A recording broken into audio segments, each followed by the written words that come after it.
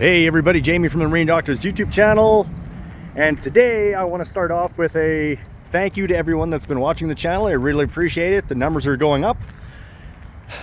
Again, I appreciate it. But why are we here today? We're here to talk about upgrading pontoon boat. So a while back, a customer slash viewer, yes, a viewer, dropped off this pontoon boat that had been through a storm and weathered a little bit. So what we're changing out, if I can get up here, is the interior. So a lot of the interior was in this kind of shape, really rough, and we're swapping in this Wise interior. So that's W-I-S-E. We're also going to be installing this live well, and this stereo is going to be coming out, and I'm going to put a little round one in that runs on Bluetooth, or off Bluetooth I should say.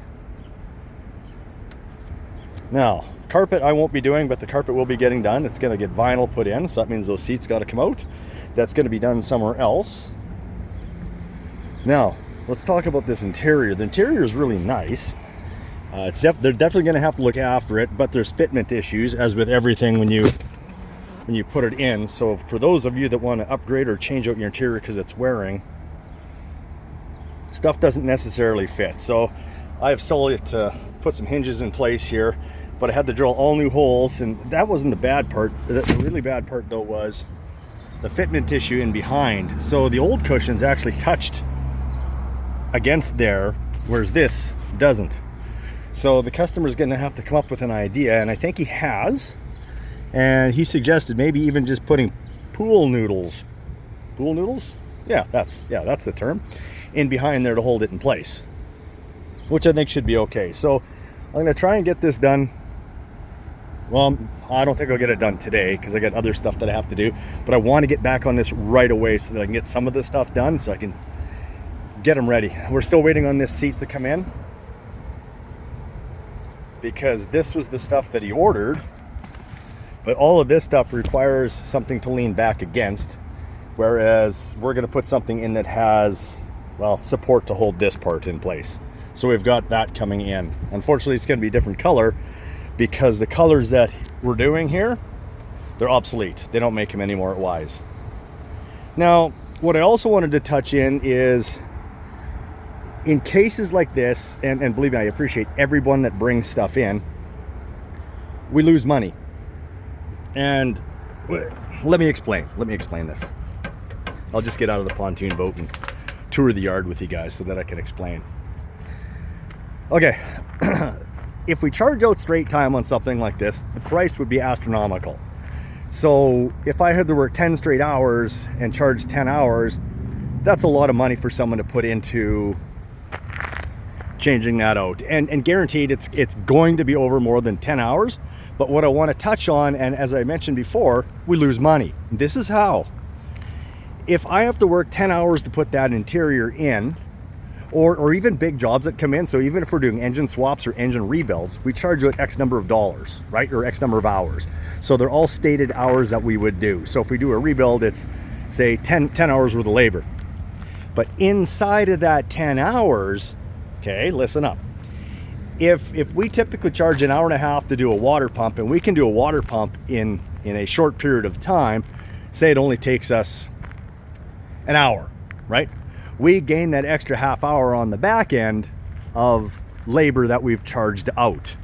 So we try and flat rate everything, and this is where you actually start to make money into business versus just charging it is the hourly rate. It's just that once you get better at stuff, you can start making money.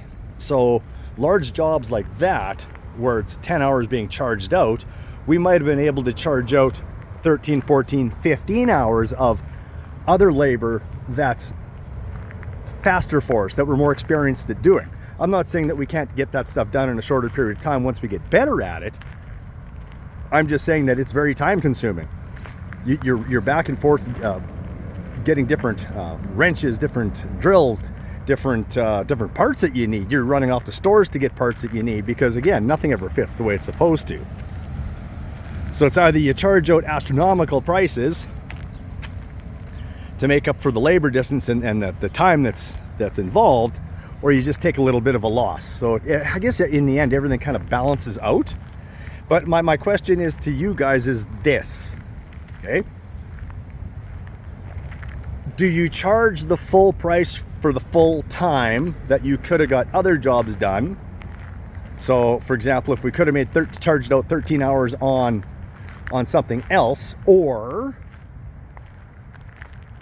do we just fabricate a shorter period of time because it just seems a little more realistic of the time that it should take?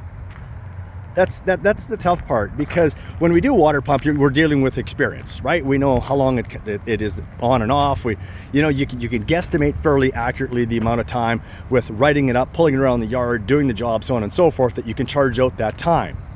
But with stuff like this, again, right now I am losing money on it, and I appreciate it's here, I do. But what are your thoughts? What do you guys think? How do we charge those jobs out, those big jobs out? A standard flat rate, we just say, okay, this is what it's gonna be, and if the customer says, hey, let's go ahead, but I guess you could really set yourself up for failure. Or do you just charge out an astronomical amount at the start, and if the guy bites, you just charge him less later on, if need be? I don't know, what do you guys think?